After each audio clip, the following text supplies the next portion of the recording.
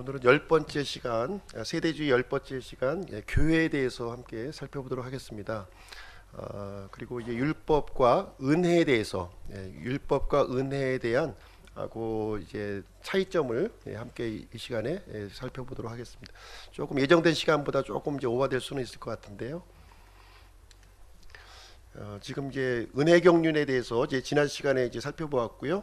예수님의 십자가의 죽으심부터 이제 재림하실 때까지의 이제 기간이 되겠습니다. 교회 시대라고 이제 우리가 부르고 있고요. 하나님의 은혜가 가장 풍성하게 주어지는 그런 시점이 되겠습니다. 은혜의 경륜을 현 시대의 경륜, 우리가 살고 있는 형 시대의 경륜으로 이제 부르고 있습니다. 특별히 이제 이 현 시대의 경륜에서 하나님께서 하시는 이제 특별한 일이 있는데요.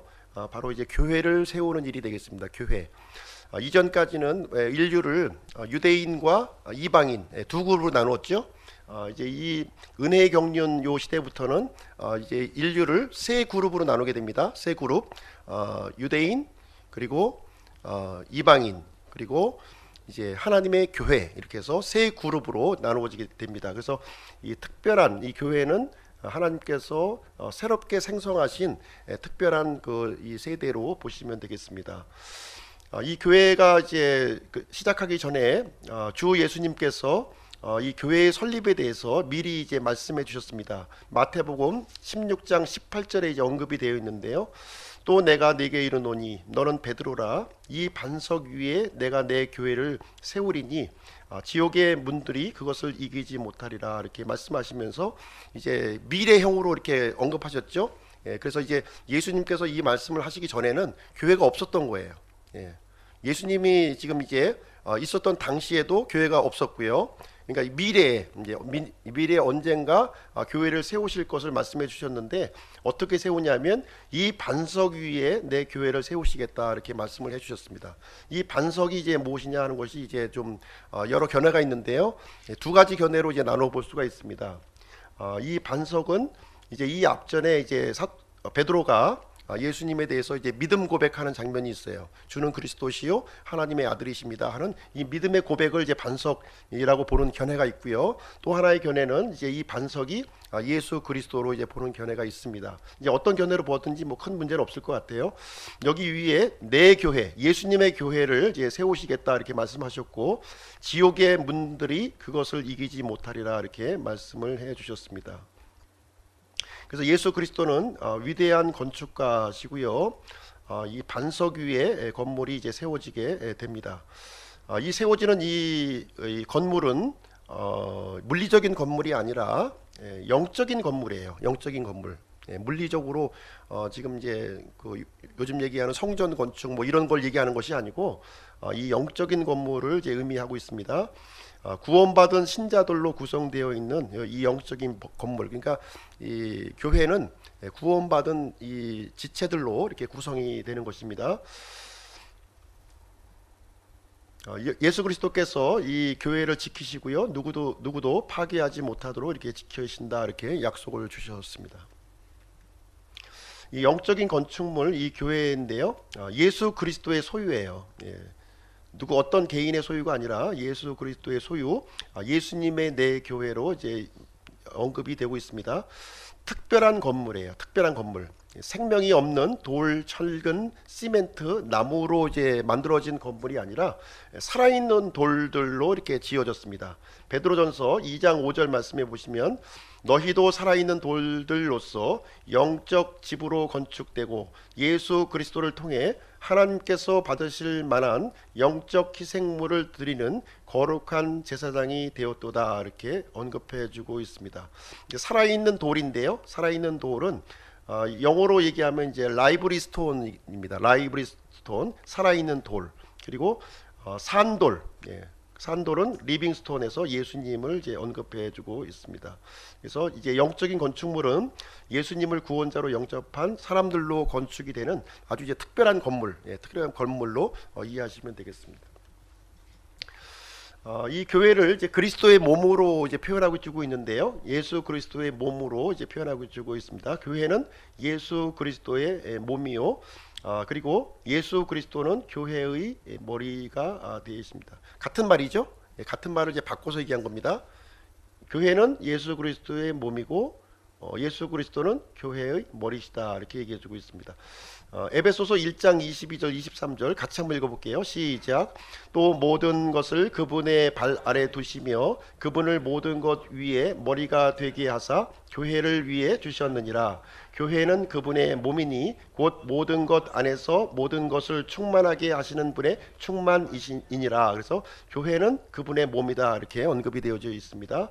그리고 예수 그리스도는 교회의 머리가 되셔요. 같이 한번 읽어볼게요. 시작. 그분께서는 몸 곧 교회의 머리이시니라. 그분께서 시작이요 죽은 자들로부터 처음 난 자이시니 이것은 그분께서 모든 것에서 으뜸이 되려 하심이라. 그래서 그분께서 교회의 머리가 되어 주신다 이렇게 언급해주고 있습니다. 이 특별한 건물은 그렇게 되어 있는 거예요. 구원받은 사람들은 몸이고 예수 그리스도는 머리가 되는 그게 교회가 되겠습니다. 몸의 머리, 머리는 예수 그리스도, 몸은 구원받은 성도, 몸에 속해 있는 지체들, 교회는 살아있는 지체들로 이렇게 구원받은 성도들로 구성되어 있는 이 유기체, 유기체임을 성경은 말씀해주고 있습니다. 그래서 영적 유기체예요. 영적 유기체. 그래서 건물에 살아있는 돌, 하나님의 거처가 되고요. 그리스도의 지체, 하나님의 몸과 연합된 그 존재가 되겠습니다. 그래서 이 모든 일은 어떻게 가능해졌냐면 이제 두 가지 일로 이제 가능해진 거예요. 두 가지 일로. 이 교회 특별한 건물 교회가 생성된 거는 두 가지입니다. 예수 그리스도의 대속과 성령님의 내주로 이게 이제 특별한 이 사람들이 이제 생성이 된 것입니다. 예수 그리스도의 십자가의 대속 사건 이것이 이제 죄를 제거해 주시는 일이 생겨났고요. 그리고 성령님께서 내주하심으로 말미암아 영원한 생명이 우리 사람 안에 이 유한한 사람 안에 영원한 생명이 이제 거하게 되었다 하는 것을 이제 그래서 교회가 생성이 되었다, 살아있는 유기체가 되었다 이렇게 성경은 얘기하고 있는 것입니다. 자, 이런 식으로 된 거예요. 그림이 좀 약간 좀 이상하긴 한데요. 이제 이해를 돕기 위해서 이렇게 좀 이제 사파로 그려져 있습니다. 예수님은 지금 어디에 계시죠? 지금 하늘 위에 계시죠. 하늘에 이렇게 머리가 이렇게 머리이신 주 예수 그리스도 머리는 지금 하늘 위에 이렇게 있고요. 예수님의 이 몸은 이 지상에 있는 거죠. 지상에 이렇게 지상에 있는데 이 예수 그리스도의 몸 안에 이제 구원받은 성도들이 여기에 있습니다. 이 구원받은 성도들은 어떻게 들어오냐면 이제 구원받지 못한 죄인이 예수 그리스도의 이 대속을 통해서 이제 예수 그리스도의 몸으로 들어오는 거예요. 이것을 이제 예수 그리스도의 몸 안으로 들어온다는 것을 어떻게 표현하냐면 성령 침례를 받았다는 표현으로 성경에서는 기록이 되어 있습니다. 성령 침례를 통해서 우리는 예수 그리스도 안으로 이렇게 이 하나님께서 이 창세 전에 준비하셨던 예수 그리스도 안으로 우리를 이제 드러나게 한다는 거죠. 그래서 우리는 이제 구원자로 예수 그리스도를 우리 마음속에 받아들이게 되고 그 순간 성령 하나님께서는 우리를 예수 그리스도 안으로 우리를 이제 집어넣어 주시는 거예요. 그래서 이 교회의 구성 요원이 된다는 겁니다. 우리 구원받은 한 사람 한 사람들이 이게 떨어져 있지만 이렇게 영적 유기체로 서로 이제 붙어 있는 그런 존재로 만들어 주셨다고 하는 사실입니다. 머리는 하늘에 있고 교회는 땅에 있습니다. 교회의 각 지체는 머리와 다른 지체에 연결되어 있습니다. 믿음으로 십자가를 통과해서 교회의 지체가 됩니다. 사람이 믿을 때 예수 그리스도 안으로 들어갑니다. 사도 바울은 이것을 성령 침례로 보았습니다. 이 이제 그림의 설명인데요. 이제 이해 가시겠죠? 이것이 이제 우리가 예수 그리스도를 구원자로 받아들이는 순간 이것이 이제 이런 신비한 일들이 우리 가운데 이루어진다는 것을 얘기해주고 있습니다. 당신은 그리스도의 몸의 지체입니까? 그리스도의 몸의 지체가 되는 이 조건은 십자가를 통과하느냐 안 하느냐 거기에 있는 거예요. 예수 그리스도의 이 대속의 십자가를 내가 통과했느냐 안 했느냐에 따라서 이제 몸의 지체가 될 수 있고 안 될 수가 있는 것이죠. 그래서 십자가에 달리시고 부활하신 구원자를 믿었습니까 하는 것입니다. 이 두 가지를 믿어야 되는 거예요. 두 가지. 요즘에 한 가지만 자꾸 붙들고 있는 분이 많이 계시거든요. 예수 그리스도의 이 대속, 십자가의 대속의 죽음과 그리고 십자가에서 부활하신 예수 그리스도 이 이제 두 가지가 이제 합쳐져서 이제 복음이 되는 겁니다. 복음. 네, 복음. 이 복음을 통해서 우리가 이제 구원을 받게 되는 것입니다. 그래서 교회의 의미라고 하는 것은 그리스도의 피로 구원받은 사람들이 그리스도의 몸의 일부가 되었다 하는 것이 되겠습니다. 성령 강림인데요. 성령 강림. 성령 강림을 통해서 이제 교회가 이 세상에 이렇게 드러난 거예요. 밖으로. 예, 밖으로 이제 드러나게 된 겁니다. 교회는 늘 있었던 것이 아니라는 겁니다. 교회는 늘. 그러니까 예수님이 이제 이 땅에 계시기 전에 교회를 찾으면 안 되는 거죠. 예, 구약 성경에서 교회 찾으시면 안 되는 거예요. 예, 교회는 언제 이제 생성이 되었냐면 성령 강림을 통해서 형성이 되어진 것입니다. 아담이 지어졌을 때 교회는 이 땅에 없었어요.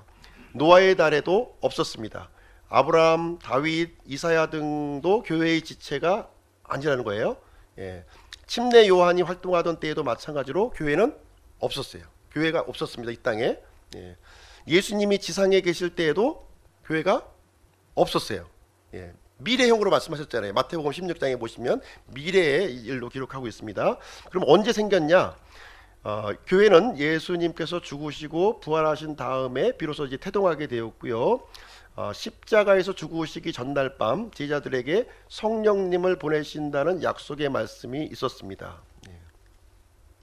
그래서 성령 하나님 이제 위로자, 돕는 자 있고요. 진리의 영이 이제 되시는데 성령 하나님께서 이제 언제 오시게 되냐면 성령 하나님은 계셨어요. 예, 계속 계셨습니다. 삼일체 하나님으로서 계속 존재하셨는데 이 믿는 사람 안에 이렇게 영원히 내주하는 그 시점이 바로 이제 이 시점을 이제 여기서 얘기를 해주고 있는 것입니다. 그래서 이제 예수님께서 이제 떠나시면 그 성령님께서 이제 오시게 되고 신자 안에 내주하게 되시는 일이 이제 생겨난다 이렇게 기록을 해주고 있습니다. 그래서 성령 하나님께서 오셔서 하셔야 될 일이 무엇이냐면 이 제자들, 신자들을 위로하는 것이고요. 또 신자들과 함께 거하시는 것이고요. 신자들 마음속에 내주하시는 것이고요. 또 신자들을 가르치고 또 그들에게 그리스도, 예수 그리스도를 증언하는 일을 하시게 됩니다. 그리고 신자들을 인도하는 일을 이제 성령 하나님께서 이제 하신다 이렇게 예수님께서 이렇게 앞으로 성령님이 하셔야 될 일을 여기에 이제 요한복음 14장, 16장을 통해서 우리에게 알려주시고 있습니다. 그래서 성령 강림이 이제 이제 강림의 때가 있는데요. 이것은 역사상 가장 중요한 사건입니다. 예수 그리스도께서 십자가에서 대속의 사건도 중요한 사건이지만 성령 하나님께서 이렇게 강림하신 사건도 굉장히 중요한 사건인데요. 왜 중요하냐면 교회가 눈에 보이게 탄생했다는 거예요. 눈에 보이게. 네. 특별한 방식으로 이 신자 안에 이제 거주하시게 되었는데요. 이 내용이 요한복음 14장 16절 17절 이렇게 기록이 되어 있습니다. 같이 한번 읽어보겠습니다. 시작. 내가 아버지께 구할 터인즉 그분께서 다른 위로자를 너희에게 주사 그분께서 영원토록 너희와 함께 거하게 하시리니 곧 진리의 영이시라. 세상은 그분을 받아들이지 못하나니 이는 세상이 그분을 보지도 못하고 알지도 못하기 때문이라. 그러나 너희는 그분을 아나니 이는 그분께서 너희와 함께 거하시며 또 너희 속에 계실 것이기 때문이라. 그래서 이제 하나님께서 그 신자와 비신자를 이제 어떻게 구분하시냐면 이 마음 속에 성령님께서 존재하시느냐 존재하시지 않느냐에 따라서 엄격하게 구분하신다는 거예요. 그래서 성령 하나님께서 하시는 역할이 우리가 받은 이 영원한 생명 구원을 이렇게 보증해 주시고요. 이 예수 그리스도께서 이 오시는 날까지 우리를 봉인해 주신다. 이 봉인해 주신다 이렇게 일을 우리에게 해 주신다고 하는 거예요.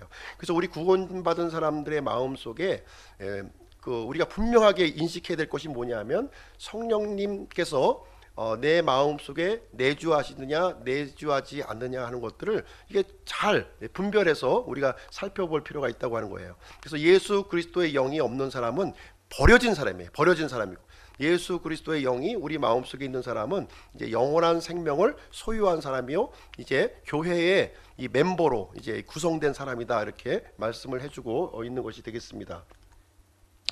자, 성령님이 오실 때의 시간적 경로를 이렇게 보시게 되면요. 예수 그리스도께서 이렇게 구유에서 출생을 하셨고요.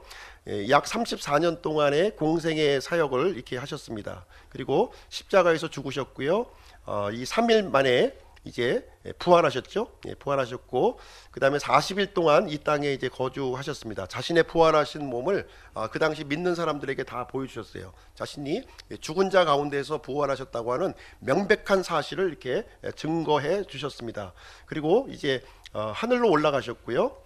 그리고 약 10일 뒤에 예수 그리스도께서 약속하신 그 성령님이 이 땅에 오시는 이제 사건이 이제 일어나게 되었는데 오순절날 이루어진 거예요. 오순절날. 그래서 오순절 성령 강림이라고 이렇게 얘기합니다. 그래서 이 사도행전 2장에 이제 인류 최초의 이 교회가 이제 이 땅에 이제 탄생을 하게 되었습니다. 오순절날 이제 성령님께서 오셨고요. 교회가 탄생하게 되었고 특별한 방식으로 신자 안에 이제 내주하시는 일이 생겨나게 되었습니다. 그리고 예수 그리스도의 탄생일, 우리는 이제 탄생일을 이제 지키지는 않고 있지만 하나님께서 인간의 몸을 입으신 날입니다. 성육신 하신 날이 되겠고요. 이때 어떤 일이 일어났냐면 보이지 않는 하나님이 사람의 육체 가운데 거하셔서 우리가 육체 가운데 드러나시게 되었습니다. 그래서 성령 하나님이 이제 우리 신자 몸의 안에 들어오셔서 교회가 이 땅에 드러나게 하셨고 또 보이지 않는 하나님이 이제 육체 가운데 들어오셔서 이 하나님이 보이는 하나님으로 우리에게 드러나 주셨다 이렇게 기록하고 있습니다. 자, 몸에 이제 더해지는 일이 이제 생겨났는데요. 교회가 탄생했고 교회의 이제 첫 구성원들을 보게 되면 처음에 120명의 제자들에게 이제 성령님이 이렇게 강림하셨어요. 성령님이 강림하셨는데 사도행전 1장 15절에 언급이 되어 있습니다. 그래서 최초의 그 120개의 살아있는 벽돌들로 구성이 되었습니다. 최초의 교회는 여기에 베드로의 말씀 선포를 통해서 이제 3,000명이 이제 믿었습니다. 이 3,000명이 베드로가 이렇게 설교를 했더니 3,000명이 한꺼번에 회개하고 구원받은 게 아니에요. 이렇게 이해하시면 안 됩니다. 그 당시 마이크도 없었고 어떻게 뭐 그 얘기를 어떻게 듣고서 이렇게 회개하기가 쉽지가 않은 거죠. 어떤 방식이었냐면 그날에 다 믿은 숫자가 3,000명이에요. 그 당일날 베드로가 이제 말씀을 선포했고요. 이 120명의 이 제자들이 그 베드로의 그 이 선포된 복음이 각각 전해진 거예요. 계속해 전해져서 그 말씀을 듣고 이제 구원받는 무리들이 하루에 3,000명이나 이제 되었다 이렇게 성경은 기록하고 있는 것입니다. 믿는 자들이 날마다 더해졌어요. 3,000명으로 끝난 것이 아니라 그 다음 날에도 계속 이 성령님의 이 그 강력한 역사가 폭발적으로 예루살렘에 이제 임하게 되었고 교회에 더해졌습니다. 사도행전 4장 4절에 가시게 되면 믿는 자의 숫자가 120개의 살아있는 벽돌에서 5,000명의 숫자까지 이렇게 늘어나는 장면이 거기에 기록이 되어 있고요. 그 후에도 계속해서 이 살아있는 벽돌이 더해지는 장면이 사도행전에 계속 이어서 기록이 되어 있고요. 오늘날에도 계속해서 이 은혜의 기간이 연장되어서 계속 교회 건축이 지금 물리적인 건축이 아닙니다. 이 영적인 건축물이 계속해서 진행 중이 되겠습니다. 지금도 구원받는 사람들이 그리스도의 몸에 더해지고 있고요. 근데 이 건물은 언젠가 이제 끝이 나는 그 시점이 있음을 성경은 우리에게 말해주고 있는 것입니다. 이것이 이제 이 교회가 신비라는 거예요. 신비. 왜 그러냐면 구약 시대에는 감춰져 있었던 거예요. 알지 못했던 것이라는 거죠. 그래서 그 신약 시대에 와서 이렇게 이것이 드러나게 되었는데요. 여기 보시면 에베소서 3장 5절로 6절 그분께서는 이제 자신의 거룩한 사도들과 대언자들에게 성령을 통해 이 신비를 계시하신 것 같이 다른 시대들에서는 사람들의 아들들에게 그것을 알리지 아니하셨으니 이 신비는 곧 복음으로 말미암아 이방인들이 그리스도 안에서 동로 상속자가 되고 같은 몸에 속하게 되며 그분의 약속에 참여하는 자가 된 것이니라. 이제 예수님이 십자가에서 달리시기 전에는 유대인과 이방인 두 그룹으로 나눠진다고 그랬잖아요. 두 그룹으로. 다른 시대에는 사람의 아들들에게 알려주지 않았어요. 어떻게 알려지지 않았는데요. 근데 이 신비는 어떻게 알려졌냐면 복음을 통해서 우리에게 알려졌다는 거예요. 복음. 이 복음은 뭐냐면 예수 그리스도의 십자가의 죽으심과 또 죽은 자 가운데서 부활하신 이 사건이 복음이라고 이제 말씀했는데요. 이 복음을 통해서 어떤 일이 이루어졌냐면 이제 이방인들과 유대인들이 한 몸 안에 이렇게 참여하는 이런 일이 생겨났다는 거예요. 한 몸 안에. 이 놀라운 일이 이제 약속에 참여한 자가 되었다는 것이 이제 이 교회의 이 탄생이 되겠습니다. 이 신비는 세상이 창조된 이후 하나님 안에 감추어져 있던 것이었고요.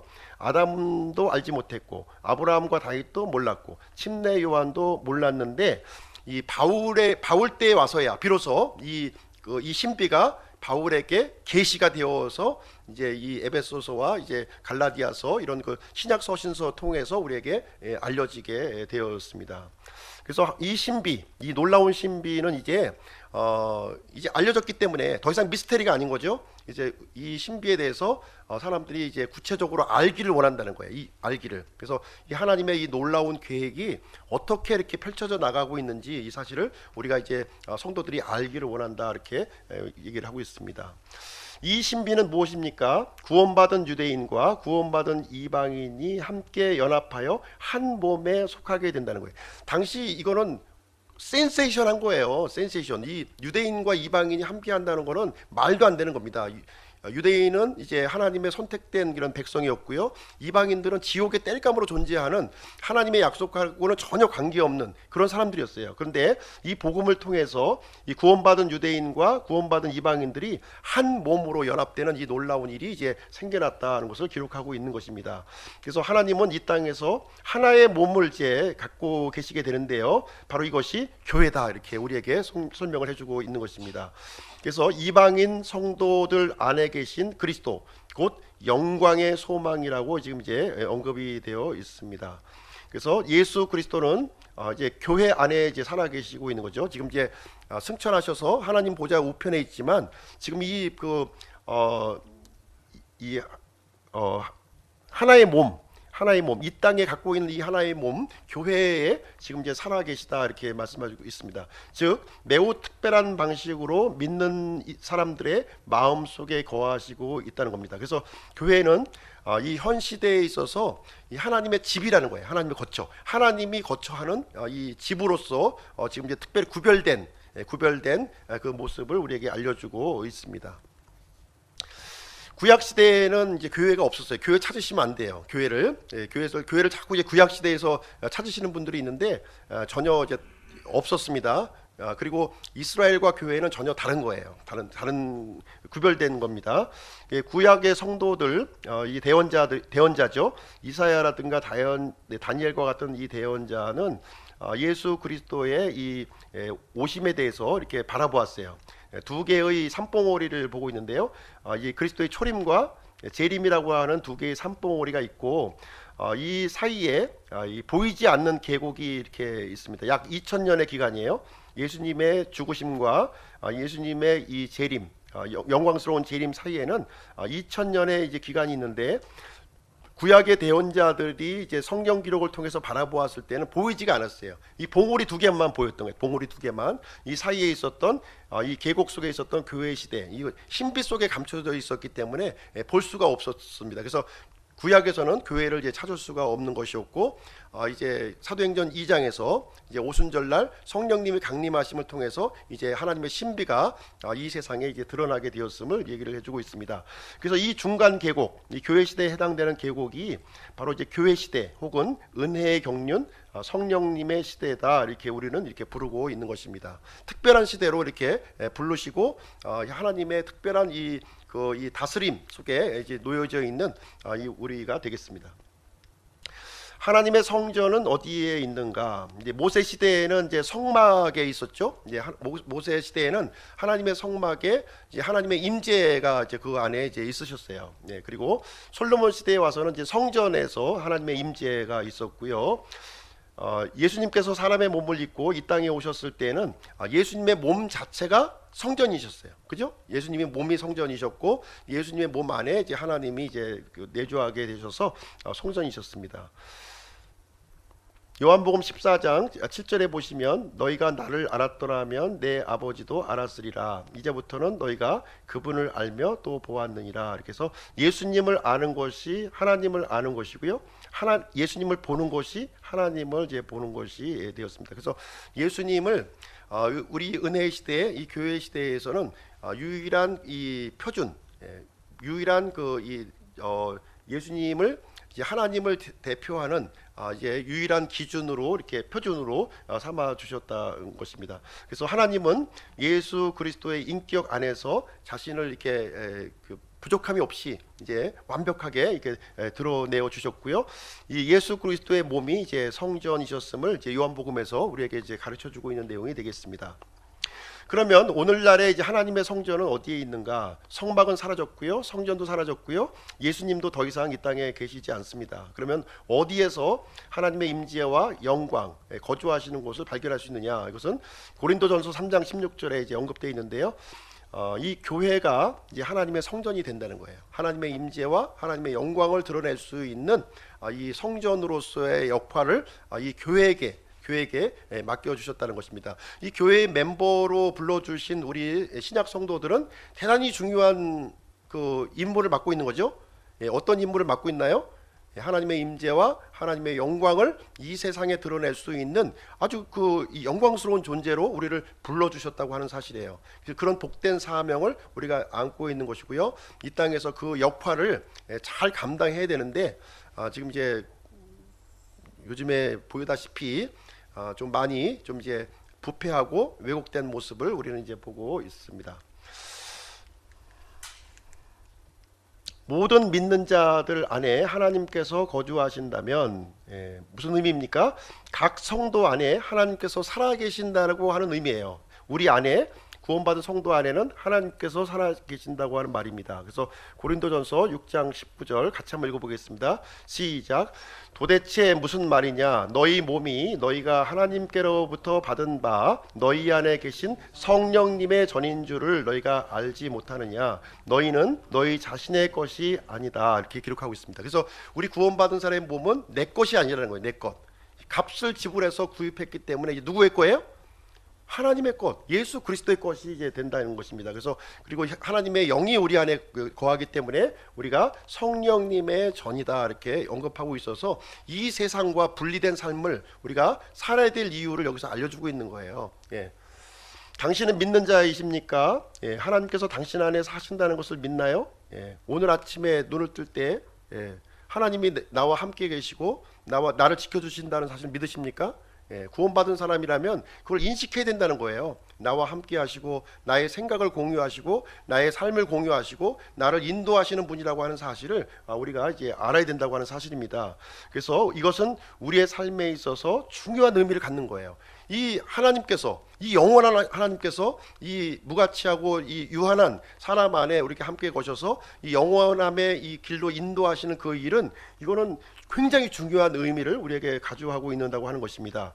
하나님께서 우리 안에 거주하신다면 마땅히 그분이 우리의 삶을 지배하고 다스려야 할 것입니다. 그래서 구원받았음에도 불구하고 내가 여전히 내 생각과 내 감정에 치우쳐서 간다면 이것은 잘 모르는 거라는 거죠. 이 의미를, 이 중요한 의미를 깨닫지 못하고 하는 사람이다 하는 것을 얘기해주고 있습니다.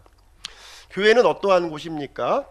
하나님께서 어떠하심을 보여주는 거예요. 하나님이 어떠하신 분. 하나님은 성경 기록을 통해서 자신의 성품과 이 속성에 대해서 가감없이 우리에게 다 드러내셨어요. 또 예수 그리스도를 통해서 또 자신의 인격과 성품을 우리에게 보여주셨습니다. 마찬가지로 예수 그리스도의 몸으로서 우리는 하나님의 어떠하심을 보여주는 것이어야 된다는 거예요. 하나님의 임재를 보여줘야 되는 곳이라는 것입니다. 그래서 믿지 않는 사람들이 우리 교회를 방문했을 때 하나님의 임재, 하나님의 영광을 볼 수 있어야 되는 것이죠. 세상과 똑같은 모습, 세상보다 어떻게 보면 더 이렇게 낮아진 모습을 보여준다면 교회는 뭔가 병들어 있고 문제가 있다고 우리는 보아야 하는 것입니다.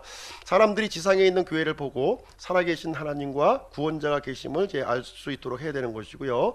믿는 자들의 모습을 통해서 하늘에 있는 예수 그리스도를 알게 되는 것입니다. 몸을 통해서 머리의 존재를 알게 되는 것처럼 우리가 이제 예수 그리스도를 이 땅에 이 사람들에게 비춰주는 그런 역할을 우리가 해야 하겠습니다. 교회는 세상에서 하나님을 알리고 드러내는 역할을 하는 거예요. 가장 중요한 역할이죠. 그래서 이제 이 교회 건물로 표현했지만 믿는 사람들을 의미하고 있는 것이고요. 이 믿는 사람들을 통해서 이렇게 하나님의 진리, 하나님의 지혜, 하나님의 생명, 하나님의 사랑, 또 하나님의 권능 하나님의 영광 이런 것들을 이 천사들에게 또 믿지 않는 구원받지 않은 사람들에게 우리가 이제 드러내는 그런 역할을 하는 것이 교회의 참된 모습임을 말씀해주고 있습니다. 건강하고 성숙한 신자가 우리가 되어야 되는 거예요. 그러기 위해서는 이게 이 구원을 받았지만 어린 상태로 우리가 머물러 있게 되면 하나님의 이 그 본질을 우리가 잘 드러내기가 힘들어요. 그래서 성숙한 신자가 되어야 될 필요성이 있습니다. 그래서 우리가 이렇게 모여서 하나님의 말씀을 공부하고 하나님을 예배하고 하는 이유는 뭐냐면 성장하기 위해서 하는 거예요. 성장하기 위해서 하나님을 온전하게 이 세상에 드러나기 위해서 그런 일들을 배우고 또 격려하고 또 이렇게 이끌어주고 또 이제 따라오지 못한 사람들은 따라올 수 있도록 이렇게 역할을 우리가 해주는 겁니다. 날마다 그리스도와 같이 이제 되어야 되는 것이고요. 영적으로 병들어 있다면 하나님을 제대로 알릴 수가 없다는 것입니다. 그래서 영적으로 이제 건강한 것을 우리가 체크를 해야 될 필요성이 있습니다. 그래서 교회는 하나님의 집이요, 그리스도의 몸이요, 그리스도의 대사요, 그리스도의 편지요, 그리스도의 정원한 남편이 아니라 아내네요. 아내. 제가 잘못 적었습니다. 네. 그리스도의 정혼한 아내입니다. 아내. 그리고 그리스도의 일꾼이라고 하는 사실입니다. 이 역할은 성숙한 자만이 할 수가 있는 거예요. 성숙하지 않으면 이 역할을 좀 감당하기가 좀 어렵습니다. 자, 건물이 이제 마침내 완공되는 날이 있다는 거죠. 완공되는 날. 오순절 사건은 주후 30년경에 일어났고요. 지금까지 약 2000년의 시간이 흘러갔습니다. 하나님께서는 줄곧 자신의 교회, 믿는 사람들을 이렇게 교회에 더해 오셨어요. 이제 마지막 벽돌이 놓이는 순간 이제 이 교회는 완공이 될 것입니다. 교회가 완공되는 날 놀라운 일이 일어날 텐데요. 주 예수님께서 자신의 신부 교회를 데리러 오실 것입니다. 이 놀라운 사건을 뭐라고 부르냐면 휴거라고 이제 우리는 부르고 있고요. 성경에 이렇게 교회의 휴거에 대해서 이렇게 반복적으로 기록하고 있습니다. 지금 현 시점은 거의 완성 단계에 접어들었고요. 어떻게 보면 지금 건물의 마지막 부분, 이 첨탑, 어떻게 보면 구원받는 숫자가 굉장히 줄어들고 있죠. 지금 굉장히 줄어들고 있기 때문에 마지막 마무리 요거를 끼워 넣기 하는 장면을 지금 하고 있는 것이고, 폭발적으로 부흥했던 시대가 있었습니다. 그런 시대에 이제 교회의 어떤 건물이 형성이 되었고, 지금은 이제 마지막 부분을 좀 마무리하고 있는 그런 시점이 되겠습니다.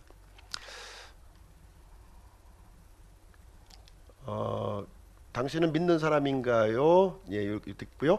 주님께서 교회를 데려가신 후에 이 땅은 이제 7년 환란기를 이제 거치게 됩니다. 환란기에 대해서 성경은 많은 것을 또 기록해 주고 있고요. 교회에 속한 사람들은 하늘로 올라갈 것입니다. 그래서 교회에 속한 사람들은 이 환란기하고는 관련이 없는 거예요. 관련이 없습니다. 그러나 교회에 속하지 않은 사람들은 땅에 남겨지게 되고 이 7년 환란기를 통과하게 될 것입니다.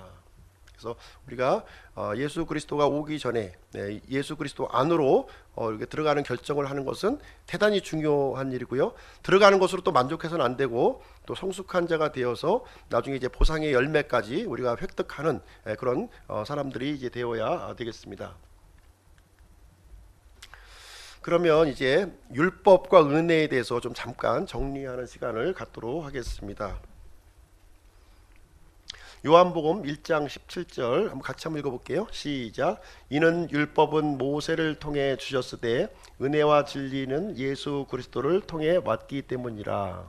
자, 여기 보면은 이제 율법은 모세를 통해 주셨고 은혜와 진리는 예수 그리스도를 통해서 왔다 이렇게 기록이 되어 있는데요. 이 말씀 우리가 좀 잘 이해해야 됩니다. 율법이 모세로부터 시작되었다. 그전에는 율법이 없었다. 이렇게 이해하시면 안 되는 거예요. 그리고 은혜와 진리는 예수 그리스도를 통해서 왔다. 예수 그리스도께서 오시기 전에는 은혜와 진리가 없었다. 이렇게 이해하시면 안 되는 겁니다.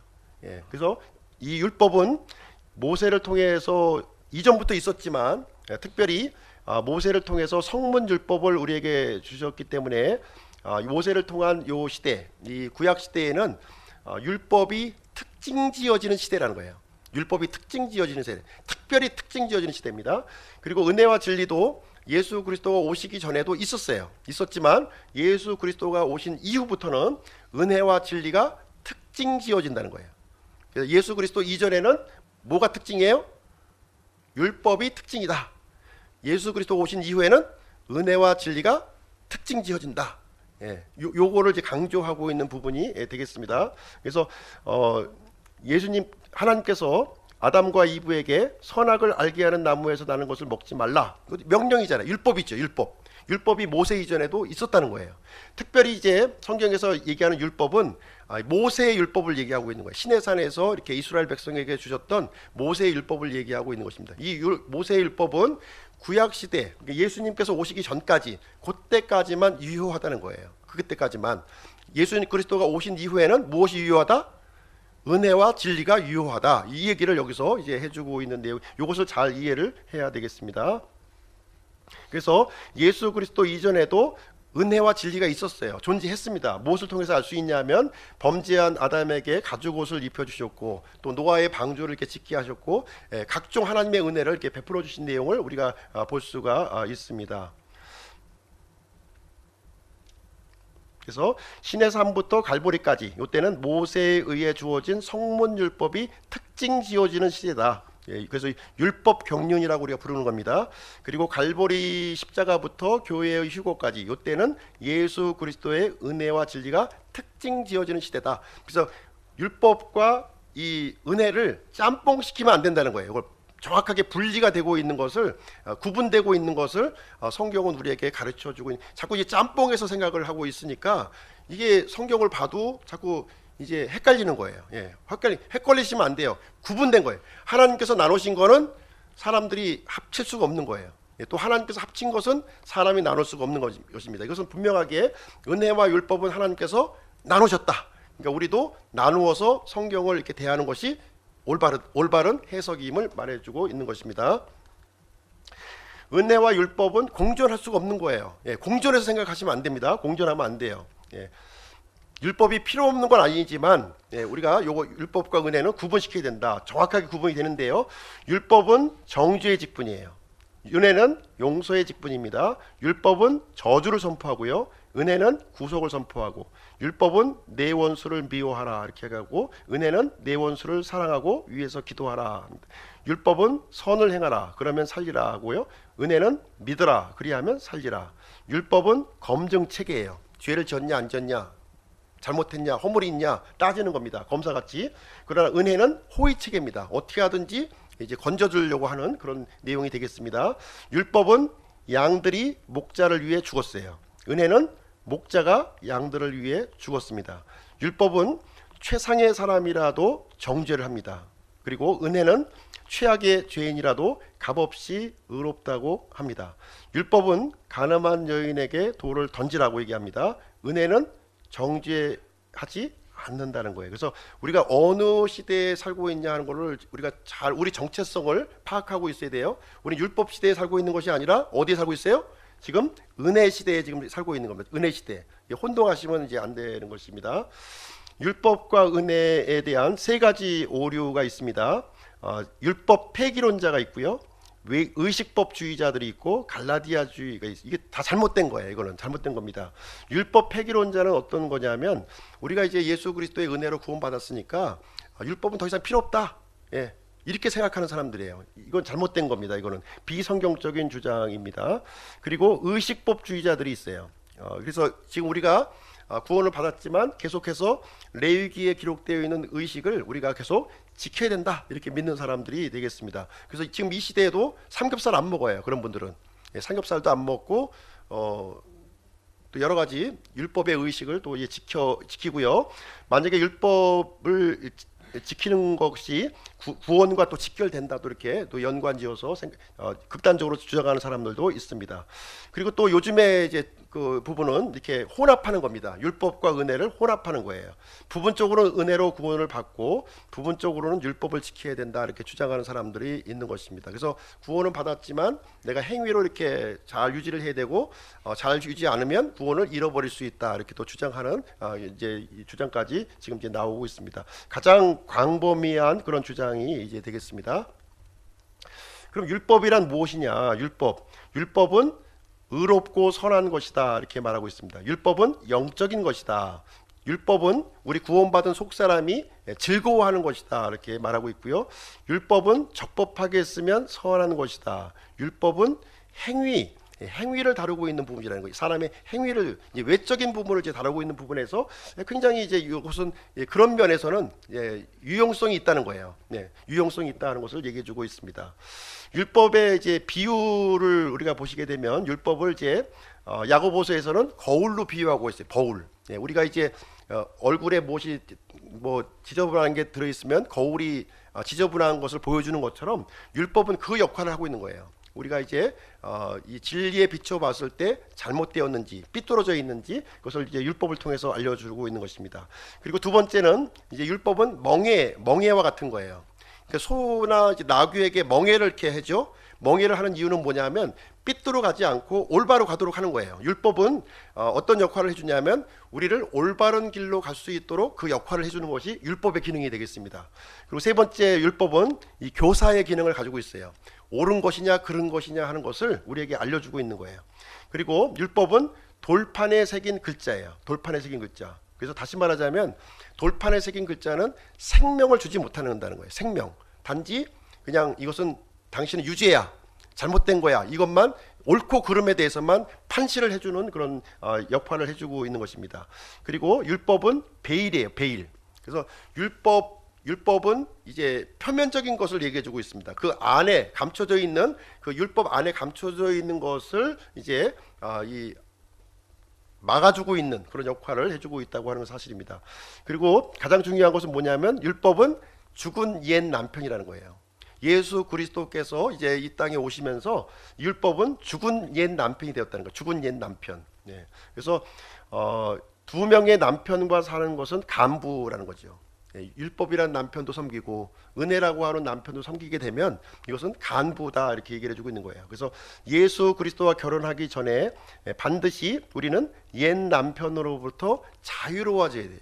떠나보내고 그 다음에 예수 그리스도를 만나야 되는 것이지 옛 남편을 그대로 이렇게 유지한 채 예수 그리스도를 이제 받아들이게 되면 그것은 이제 간음이다 이렇게 영적인 간음이 되는 것이죠. 그래서 십자가 사역을 통해서 이 그 옛 남편을 완전히 청산시키고 이제 끝을 내고요. 예수 그리스도와 새로운 이 새 남편과의 관계로 우리가 돌입을 하게 되는 겁니다. 이제 새 남편에 들어와 가지고 계속 그 죽은 남편하고 끼고 살면 안 된다는 거예요. 그래서 정리를 딱 하고 그다음에 새로운 남편과 함께 은혜의 법 아래서 살아가는 법을 이제 여기서 이제 배워야 되는 것입니다. 그럼 율법의 목적은 뭐냐? 율법, 하나님께서 율법을 주셨는데 그 필요 없는 걸 주셨느냐? 그건 아니라는 것이죠. 율법의 목적이 분명히 있다는 거예요. 율법의 목적은 죄를 알게 한다는 겁니다. 우리가 죄인이라고 하는 사실을 우리에게 이제 알려주고 있는 것이고요. 범죄를 더하기 위해서 한시적으로 준 거예요. 그래서 이 율법이 있는 곳에 죄가 이제 더 넘치게 한 거예요. 나는 죄인인 걸 분명히 알고 있어요. 율법이 오기 전에도 죄가 있었죠. 율법이 오기 전에 죄가 있었어요. 나는 죄인이야, 나는 잘못했어는 거 알고 있었지만 율법이 옴으로 인해서 그 죄가 더 이게 부각이 됐다는 거예요. 부각이. 법에 딱 명시가 돼 있다 보니까 과거에 생각했던 이 그 죄의 정도의 범위보다 난 더 끔찍한 죄를 범했구나 하는 사실을 율법을 통해서 알게 해주는 것이고요.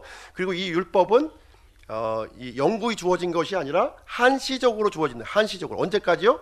예수 그리스도가 오실 때까지, 그때까지 한시적으로 주신 것입니다. 그래서 율법은 모든 사람을 정죄하는 거예요. 율법에서 살아남은 사람은 단 한 사람도 없어요. 단 한 사람도. 그리고 율법은 모든 사람을 저주 아래 있게 합니다. 그래서 율법이라고 하는 것은 내가 10개를 지켰냐, 100개를 지켰냐, 1000개를 지켰냐가 중요하지 않은 거예요.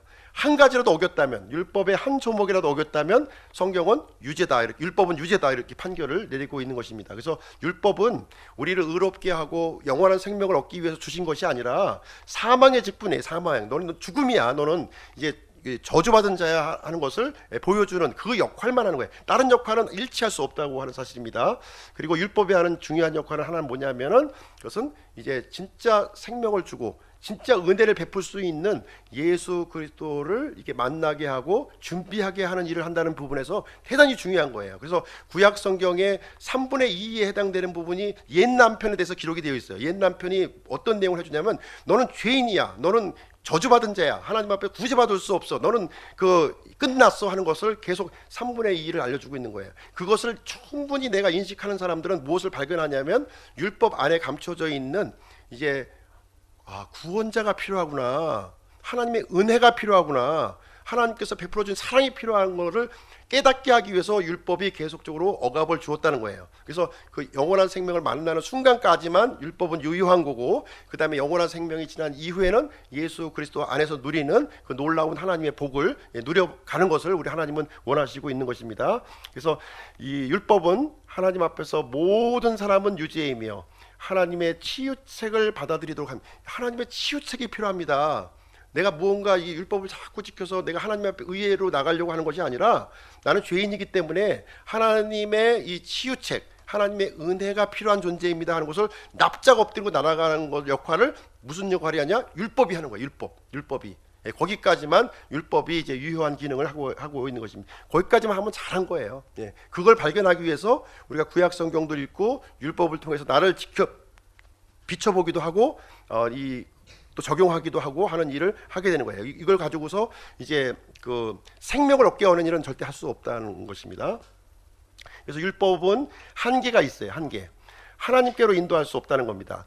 구약 시대에 아무리 희생을 드려도요, 하나님 앞에 나아갈 수가 없는 거예요. 나갈 수 없는 죄인임을 우리에게 알려주고 있습니다. 사람을 죄로부터 의롭게 할 수 없어요. 율법은 완전하게 하지 못합니다. 죄를 제거할 수 없어요. 예를 들어서 거울 가지고 우리 더러운 거 이렇게 닦을 수 있어요? 거울 아무리 닦아보세요, 더 지저분해지지. 거울은 비춰봐서 세면대로 우리에게 인도하도록 하는 것이지, 이 율법 가지고 자꾸 씻어봐야 깨끗해지지 않는다는 겁니다. 죄를 제거할 수 없어요. 생명을 주지 않아요. 평화를 주지 않습니다. 사람을 더 좋은 상태로 만들어주지 않는다는 거예요. 율법을 내가 100가지 1000가지 지킨다고 해서 내가 의로운 사람이 되고 내가 더 이게 좋은 사람, 착한 사람이 된다는 것이 아님을 여기서 얘기를 해주고 있습니다. 그래서 율법을 주신 하나님께서 근본적인 목적이 뭐냐? 어느 누구도 율법을 지켜서는 구원받을 수 없는 죄인이다.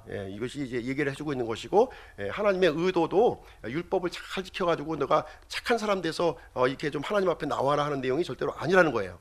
그건 죄인이라는 사실만 내가 깨달으면 되는 거예요. 죄인, 구제받을 수 없는 죄인, 지옥에 갈 수밖에 없는 죄인이라는 사실만 율법을 통해서 깨달으면 그건 성공을 하게 되는 것입니다. 그럼 신자와 율법은 그럼 어떻게? 그럼 율법 폐기론자와 같이 율법은 전혀 필요 없는 거냐? 그렇지 않다는 것이죠. 율법은 그 나름대로의 좋은 이 기능을 하고 있다는 거예요. 율법을 우리 통해서 우리가 신약 성도들도 율법을 통해서 배워야 될 필요가 있습니다. 신자는 율법 아래에 있지 않고 은혜 아래에 있다고 하는 사실을 알아야 돼요. 우리는 은혜 아래에 있구나. 감사해야 되는 감사. 이 율법 아래 있으면 내가 죽었을 텐데 은혜 아래 들어와서 하나님이 사랑해 주셨고 내가 은혜를 받았고 이제 이렇게 참 놀라운 그 신분을 얻었구나 하는 것을 감사하게 되는 겁니다. 그리고 우리가 죄로부터 구원받았다고 하는 사실을 또 이제 발견하게 되는 거예요. 그리고 율법으로부터 자유롭게 되었다는 거예요. 율법 아래 머물러 있었으면 계속 속박이잖아요. 계속 억압되고 이렇게 해야 되는데 여기서 자유롭게 되었다고 하는 사실을 상대적으로 우리가 알게 되는 거예요. 상대적으로 이 끔찍한 상황을 알게 되면 지금 현재 누리고 있는 이 놀라운 자유를 알 수가 있는 거예요. 그래서 대한민국에 살고 있으면, 이 자유로운 가운데 있으면 이 자유가 자유로운 건지 다음 세대들은 알지를 못해요. 그렇지 않습니까? 근데 이제 이 북한의 이 속박된 것을 이렇게 경험해보고 나온 사람은 이 대한민국의 자유가 얼마나 이 축복받은 땅이고 이것을 알고 있잖아요. 그것을 보여주는 거예요. 이 율법을 통해서 이제 이 잘못된 것을 내가 이렇게 부각이 되면 이 은혜 아래 있는 것이 너무나도 이게 감사하고 하나님 앞에 찬양하고 이게 영원토록 내가 이렇게 해야 될 부분이라고 하는 것을 우리가 이제 알게 되는 거예요. 그래서 율법에 대해서 죽은 자가 되었다는 거예요. 이제 예수 그리스도의 십자가의 그 이 복음을 통해서, 율법을 통해서 우리가 죽은 자가 되었다. 이제 끝난 것이다. 저거는 이 저주스러운 건 내가 끝나버렸구나, 새로운 인생이 되었구나 하는 것을 우리에게 보여주고 있는 것입니다. 그래서 우리는 율법을 통해 하나님 앞에 나아갈 수가 없는 것입니다. 그래서 율법은 얼마나 우리가 나쁜 존재이며 또 율법에 집중하면 그리스도를 잘 발견할 수가 없다는 거예요. 그래서 이 율법이 이제 베일로 이렇게 설명해주고 있는데요. 이 율법의 이 문자만 자꾸 이렇게 집중을 하잖아요. 예, 지금 우리도 마찬가지입니다. 자꾸 이제 하나님의 이 말씀을 문자로만 이렇게 자꾸 집중하게 되면 그 문자 속에 담겨 있는 영적인 의미를 우리가 깨닫지를 못하는 거예요. 깨닫지를. 문자에 얽매이면 안 됩니다. 그래서 당시 그 이 예수님 시대에 그 바리새인들이 율법의 자구에만 얽매여 있다 보니까 정작 하나님께서 예수 그리스도 구원자를 보내주셨음에도 불구하고 예수 그리스도를 발견하지 못하는, 그리고 십자가에 못 박혀 죽이게 하는 그러한 일이 이제 바리새인들에게 발생이 됐다고 하는 사실입니다. 역시 오늘날 우리 신약 시대에 살고 있는 사람들도 너무 이 문자의 자구에만 얽매이다 보면은 하나님께서 알려주시고자 하는 그 이 사랑과 은혜에 대한 이 풍성함을 깨닫지를 못한다는 거예요. 그래서 너무 문자에 얽매이는 것보다는 그것을 통해서 하나님께서 과연 나에게 주시고자 하는 것이 무엇이냐, 그 깊은 뜻을 우리가 이해하는 것이 대단히 중요하다고 하는 사실입니다. 그래서 이 예수 그리스도를 통해서만, 사람의 노력으로도 안 되고 뭐 어떤 누구로도 안 되고 예수 그리스도를 통해서만 오직 하나님 앞에 나아갈 수 있다는 사실을 여기서 율법은 우리에게 가르쳐주고 있는 거예요. 이 소중한 기능을 이런 쪽으로 활용하라고 하는 것이지, 어떻게 이거 잘 지켜가지고서 좀 열심히 정성을 이게 잘하면 하나님이 나를 좀 이렇게 받아주시지 않을까, 이렇게 생각하면 안 된다는 거예요. 예, 10가지 중에 한 가지만 어겨도 그건 유죄요 사형에 해당한다고 우리는 정죄하는 것이 율법의 역할입니다. 율법을 통해서는 아무것도 이루어질 수 없어요. 예, 은혜를 가르쳐 인도해주고 있는 것이고 예수 그리스도의 필요성을 우리에게 알려주는 것이 율법의 기능이구나 하는 것을 율법을 통해서 우리는 발견해야 될 중요한 부분이 되겠습니다. 좀 빠르긴 한데 뭐 무슨 얘기하는지는 좀 전달이 되고 있나요? 예, 전달이 되고 있죠.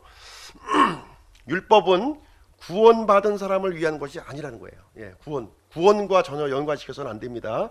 주 예수님을 통해서 하나님의 의가 이렇게 전해졌고요. 율법과 신자의 관계는 끝났다. 끝났습니다. 연관시키면 안 돼요. 율법의 어느 부분도 우리에게 적용되지 않습니다. 그럼 율법을 어떻게 접근해야 됩니까? 필요 없다고 내팽개치나요? 그렇진 않다는 거죠. 율법도 역시 하나님의 말씀이에요. 하나님의 말씀이기 때문에 우리가 공부할 필요가 있습니다. 왜 율법을 주셨는지, 율법의 한계가 무엇인지, 율법을 통해서 내가 발견해야 될 것이 무엇인지를 분명하게 율법을 통해서 알고 알아야만 그 다음에서야 예수 그리스도의 필요성을 알고 나아가는 것이 중요하다는 거예요. 하나님은 순서가 중요한 거예요. 순서. 내가 죄인인 것을 깨닫고 그 다음에 예수 그리스도 구원자를 만나는 것입니다. 죄에 대한 깨달음도 없이 예수 그리스도를 만나게 되면 이것은 방종하게 되는 것이고 구원자의 주신 하나님의 본 뜻을 우리가 왜곡하고 이렇게 변질시킬 수 있음을 말해주고 있습니다.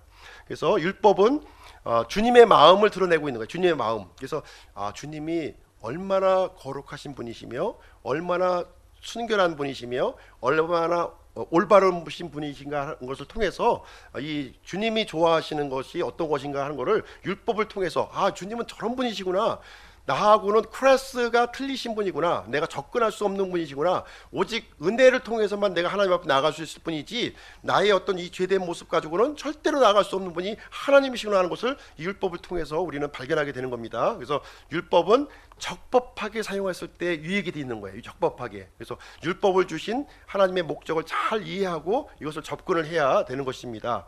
실제적인 문제. 그래서 하나님께서도 율법을 통해서 이제 예수님이 오셔서 율법에 대해서 이제 알려주시면서 당시 바리새인들, 서기관들에게 알려주셨어요. 그럼 뭐냐? 그 이제 쭉 설명을 하니까 이제 하나님께서 예수님께 강조하신 내용이 뭐냐하면 하나님 사랑과 이웃 사랑, 실질적인 문제. 이 사마리아, 그 선한 사마리아인이 있잖아요. 선한 사마리아인에 대해서 누가 진정한 이웃이냐 이렇게 얘기했을 때 이 강도 만난 이 사람을